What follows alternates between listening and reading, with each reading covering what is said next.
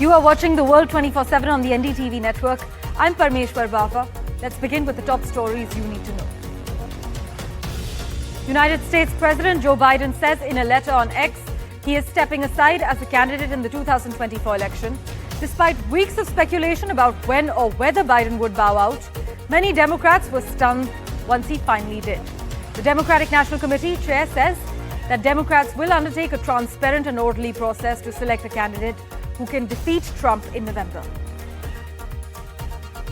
Joe Biden steps aside from the US presidential race and endorses Vice President Kamala Harris as the Democratic nominee. Bill Clinton and Hillary Clinton, John Kerry as well, they back Kamala Harris. Nancy Pelosi and Obama, meanwhile, they thank Biden but remain mum on Kamala Harris's nomination. The world reacts to Biden quitting the US polls race. President Zelensky says he is grateful for the unwavering support. The Russian Foreign Ministry says much could still change, while the Israeli president has thanked Biden for steadfast support. The German chancellor has said the decision is not to run deserves actually respect. Bangladesh's Supreme Court has scaled back a controversial job quota system after nationwide unrest over the past week, during which more than 100 people were killed. The Supreme Court orders that the quota for veteran descendants be cut to 5%, with 93% of jobs be allocated on merit. The Philippines and China have reached an understanding on the provisional arrangement for resupply missions to a beached Filipino naval ship to the South China Sea. Manila's foreign ministry has confirmed.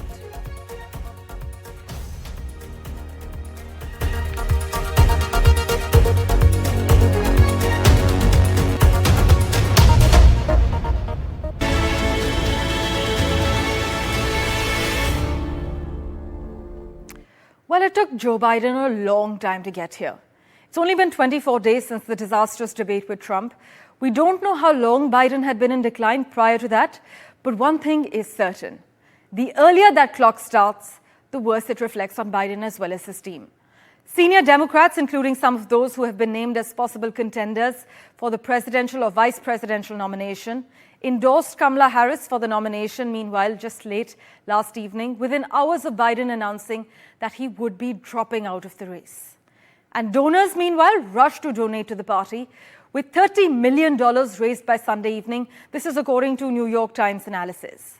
One strategist has actually said it might be the greatest fundraising moment in Democratic Party history. Shortly after Biden stepped aside, he firmly endorsed Kamala Harris, who would make history as the nation's first Black and South Asian woman to become a major party's presidential nominee. Other endorsements flowed from Bill Clinton and Hillary Clinton, the first major female presidential nominee, as well as prominent US senators. In fact, here are some of the latest reactions we have lined up for you. We have a reaction from Donald Trump as well. Trump's vicious attack on Joe Biden and his legacy led the Republican Party's reaction to the president's decision to withdraw from the 2024 race. In fact, Donald Trump on Truth Social has said crooked Joe Biden was not fit to run for president and is certainly not fit to serve and never was. These are the words of the Republican nominee on Truth Social. Listen in to the reactions we have lined up for you.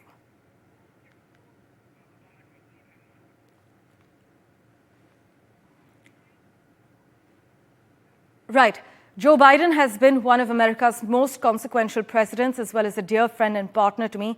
These are the words of Obama. However, he has remained mum on endorsing Kamala Harris as the presidential nominee for the Democrats.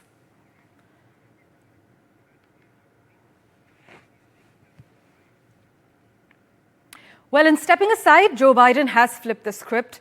Just hours after President Biden dropped his bid for re-election, Harris is moving quickly to make her nomination a foregone conclusion. For further clarity on the latest developments, we have with us White House Bureau Chief from Voice of America, Patsy Veerakuswara. Thanks so much, Patsy, for making time for us. We also have Jagriti Dave joining us on the World 24/7. Patsy, I'd like to come to you first. Kamala Harris, it seems, is calling Democratic leaders and elected officials to try to lock down the party's presidential nomination as we speak. Yes, that's what she's trying to do. And she's also trying to project a sense of unity. As you would understand, the timeline here is very critical. There's less than a month to the Democratic National Convention. Indeed. That's in August 19th in Chicago, Illinois, and less than 4 months to the election. So whatever the Democrats do at this point is really critical for them to project a sense of unity within the party. Whether that will happen or not, that's still a question to be answered in the days and weeks ahead. As of this point, no serious contender has come up to say that they are also interested in being the party's nominee for the top of the presidential ticket. And as you've mentioned, Kamala Harris has received a lot of support from top leadership of Democratic Party, as well as others who have been mentioned as possible contenders for the ticket. So this is still very much an open question. And even though Joe Biden has endorsed and given his support to Kamala Harris, that counts politically, but not legally. There is no legal requirements. There's no rules in the DNC that says all the delegates that have pledged their votes for Joe Biden because he won all those primaries throughout the summer must transfer their votes to Harris. That's just not a requirement. There's nothing legal or there's nothing procedural about that. So we'll see what happens. Well, Patsy, we're just reading as per the latest update from Reuters that all 50 Democratic Party state chairs have backed Kamala Harris. Do we have a confirmation yet? What are you hearing? No, that's absolutely. The party leadership has coalesced around her because of this really urgent chance to project unity. However, in the days and weeks to come, there may still be people who come up and say they would like to be nominated. And at that point, the Democrats will have to figure out something to project this sense of process, project this sense of, avoiding the undemocratic appearance of an automatic coronation, which they don't want because it will be bad for the party's reputation. Already, the Republicans are accusing Democrats of subjugating the will of the people, the millions of people who voted for Joe Biden and did not vote for Kamala Harris in the primaries to be their party's nominee. So even though there's this sense of unity that is really crucial for Democrats, and also a sense of pragmatism that within the small slice of time frame between now and the convention and then the election, there's also that requirement or that responsibility to at least project the appearance of listening to the will of the people if there are any serious contenders that might come up. Well, Jagriti joins us live from Washington as well. Jagriti, by dropping out of the 2024 race, many Democrats argue that Joe Biden did what we all want our politicians to do. He put his country over his career. Many are arguing that Biden's resignation and the Democratic effort to push him into it shows America's institutions might not be broken as many think. Take us through some of the reactions on the ground you've encountered so far.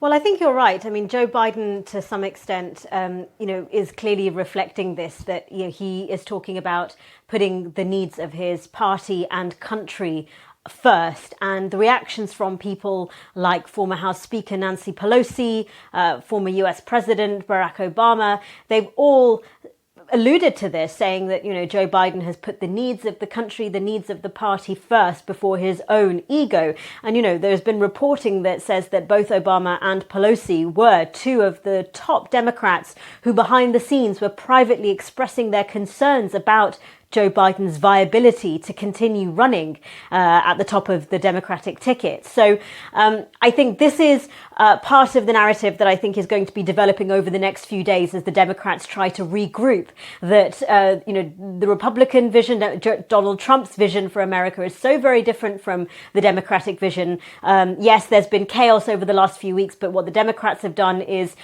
what is good for the country. This is, I think, the narrative that they're going to posit. You're hearing things like you're going to have a prosecutor go up against a felon in the next election. Those are the sorts of things you're going to hear from the Democrats going forward. Right, but despite endorsements from Biden, former President Clinton, and former Secretary of State Hillary Clinton, it's the Democrat delegates who are going to be the ones to pick the nominee, Jagriti?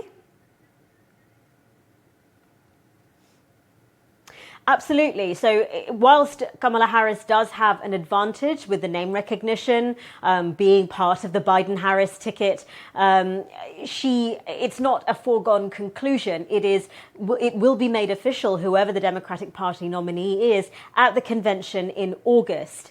And so right now, the Democrats are regrouping. You have a statement issued by the DNC chair that says, in the coming days, the party will undertake a transparent and orderly process to move forward as a united Democratic Party with a candidate who can defeat Donald Trump in November. So no names who that candidate is, but a promise that they will unify behind that candidate. And so I think they want to make sure that the process is as transparent as the DNC chair said going forward, just to preserve, their own credibility and the credibility of their candidate. And that is one of the reasons why that Barack Obama has not perhaps full-throatedly endorsed Kamala Harris, because in previous elections he's also not backed a horse in the race, because, as he would say, he didn't want to thumb the balance, thumb the scales in favor of a particular candidate, skewing really what should be a due process. Jagriti, thanks so much for joining us with that crucial update. Well, Obama has been mum on his endorsement. In fact, some reports state that he will only make an official endorsement once a nomination has been picked officially. But Patsy, zooming in on Kamala Harris, many would say she's proven herself on the campaign trail, in the Situation Room and in the Oval Office. Would you say some party leaders and major donors are actually trying to create a sense of inevitability around Harris? I don't know if it's a sense of inevitability. They're certainly going to try to project this sense of unity and sense of coalescing behind her as much as possible. But as you mentioned, she has been tested in terms of the name recognition as part of the Biden-Harris tickets. But she also has some baggage, right? I mean, politically, she has not been known to be particularly successful in the portfolio that the administration has given her, for example, on immigration. She has been a very good and vocal supporter of the pro-choice movement in the United States, for example. She's been a voice for women in that sense. But there's been, a kind of like a mixed bag in terms of her achievements in the administration. Now, what will be interesting going forward is how the Democrats will project what kind of person she will be as a candidate. Now, we know that as before her vice presidency and before her term as a Senate, Kamala Harris was a prosecutor. And so this will be interesting to see whether the Democrats will then project this kind of prosecutor versus felon type of narrative. As you know, Donald Trump is right now facing dozens of felony counts on various cases. In fact, some Republicans have a new talking point to discredit Kamala Harris and other top Democrats. They're claiming Joe Biden's allies knew about his apparent decline and actually tried to cover it up. Well, that kind of narrative has been going around, and conspiracy theories are abound with what Joe Biden's mental acuity really is. Right. The fact of the matter is that what we know at this point, all of this started rolling. The ball started rolling after the debate, where Joe Biden seemed like he was struggling to put two thoughts together. And this was really, really detrimental to his performance, to Democrats' confidence in their candidacy. And then from then on, it became this kind of build-up pressure for Joe Biden until eventually he decided what he decided 8 hours ago and bowed out of the race.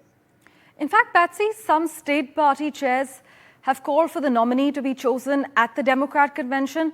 But DNC officials say that could open up the ticket to legal challenges from Republicans? So basically, it is up to the party to decide who their nominee is. And by process, traditionally, it's whoever wins the primaries, the ticket that wins the primaries, that ticket wins the votes of the pledged votes of the delegates of each party, right? So this is the difference between the United States and democracy in the rest of the world. For example, like in India, it's not one man, one vote. When we go to the ballots, we do vote for the Biden-Harris ticket. But in reality, what we're voting for is voting to send delegates to the national convention, in which case, at that point, the delegates will give their votes to the ticket that they pledged Yes. themselves to. So there's about 3,900 delegates.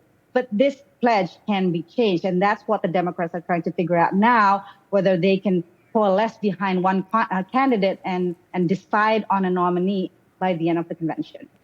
Well, Patsy, thank you so much for joining us with those crucial updates from Ground Zero. My pleasure.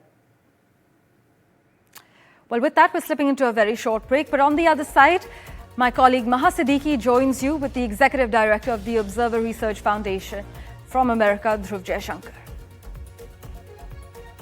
Yes, absolutely, Parmeshwar. We'll be back with all the very latest and the buzz from Washington, D.C.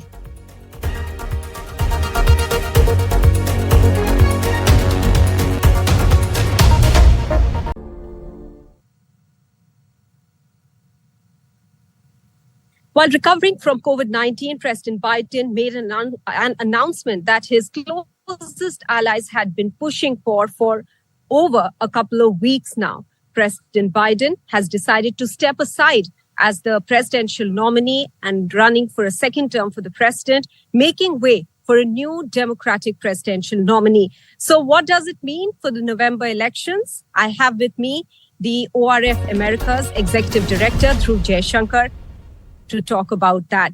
Many thanks, Dhruv, for joining us at this late hour from DC, but I believe it must be a buzz with President Biden's Sunday announcement. Yes, in fact, the last week has been very eventful from a political standpoint in the United States. Obviously, many developments, but I think the big, it wasn't entirely a surprise because I think there'd been some reports about it earlier. But this afternoon, around 2 p.m. Local time in the East Coast in the U.S., President Biden announced officially that he would not be running for the presidency again in November. But Dhruv, there's just 107 days left now for the election. Has this announcement come too late? And what does it mean for Team Kamala Harris, if at all she is nominated? So, I think the whole idea of having nominees settled many months before an election is actually a relatively recent phenomenon in U.S. politics. Until the 1960s, perhaps in some cases even later, it was generally only at the party conventions held in the summer, July and August, when the nominees were officially settled. And oftentimes, either the Republicans or Democrats went into what were called open conventions where they didn't know the outcome beforehand. So it's a relatively new phenomenon that you'd had this series of primaries with pledged delegates where people would vote. It in some ways became more democratic. People would vote, and whoever the delegates were at the convention were basically pledged to one candidate or the other. So again, in some ways, we're sort of back to an older system in some ways of a more uncertainty closer to the general election and a shorter campaign season. Now, the last week has been obviously the last few weeks has been very good for former President Donald Trump.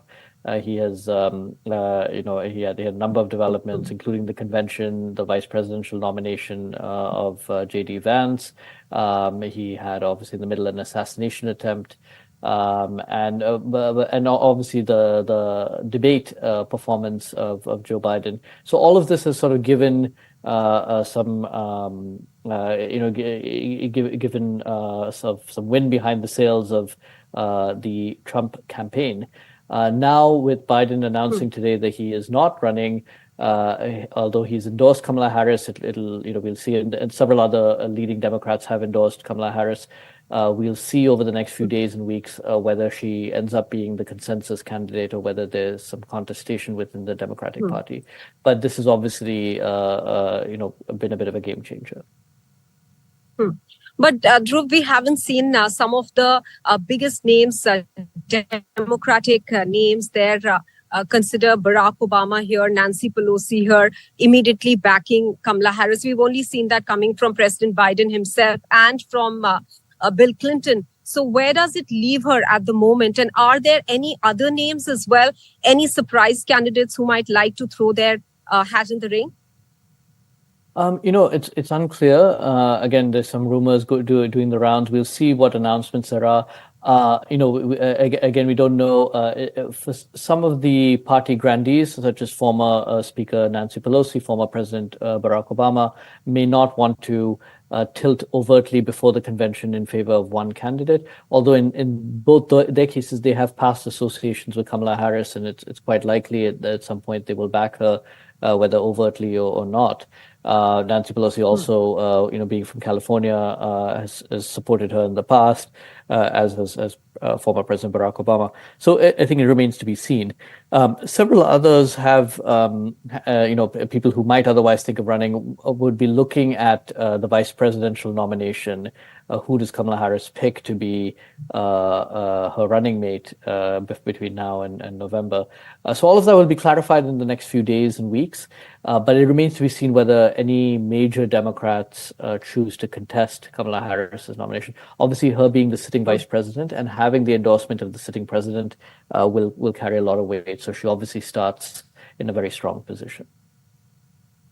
Dhruv, there's a lot of commentary also, as you touched upon the subject of a possible running mate for Kamala Harris. Now, a lot of people saying that it has to be a white, considering Kamala Harris is a person of color. Do these elements matter when it comes to electing a running mate?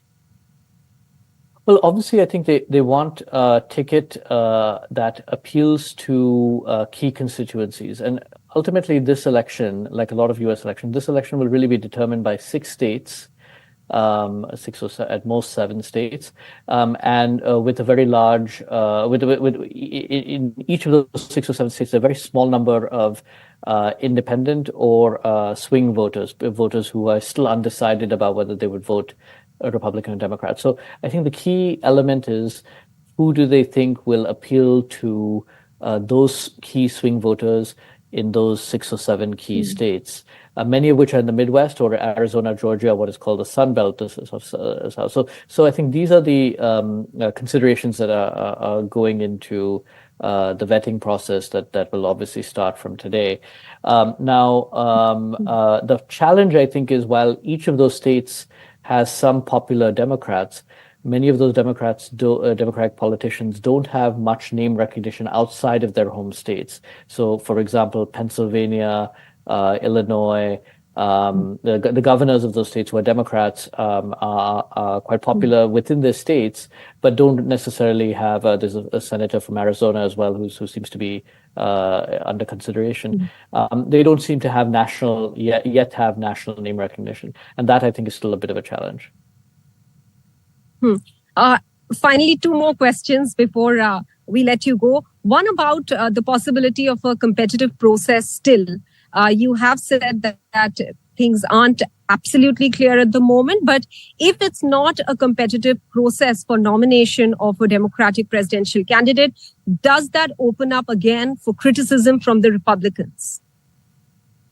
Obviously, I think the Republicans will try criticizing this process as unfair. Again, the challenge, I think, is the primary elections have already taken place. And so most Democrats have already cast their ballot largely in favor of current President Joe Biden to be the Democratic nominee. So I think, this whole idea that this is a democratic process, which is something that, again, particularly the Democratic Party has campaigned on that we are representative of the people, we're representative of the electorate. This is not a process that is decided in closed rooms, behind closed doors. That I think obviously comes under some criticism, potentially. Now the Republicans will try that. The Democrats will try and say that this is, that this is as transparent and open a process as possible. But again, that remains to be seen. There are a few other challenges, which is, I think, the sort of the legal process, which is why I think Biden's endorsement of Kamala Harris was so important. One is transferring the delegates, but also there's funding that has been raised for the election campaign, and many of the donors gave that funding to the Democratic Party or to an entity under the belief that Joe Biden would be the nominee. So how to transfer the campaign funding to a Kamala Harris campaign or to another Democratic campaign, and then the delegates as well. So it is a bit of a tricky legal territory that they'll go in. I don't think that again, particularly given that Biden has given his endorsement, I think that should be managed. But obviously, the Republicans and other opponents, other critics will try and make an issue of it. Dhruv Jaishankar, many thanks for speaking with us on this very critical issue at the moment in the US election. Thank you.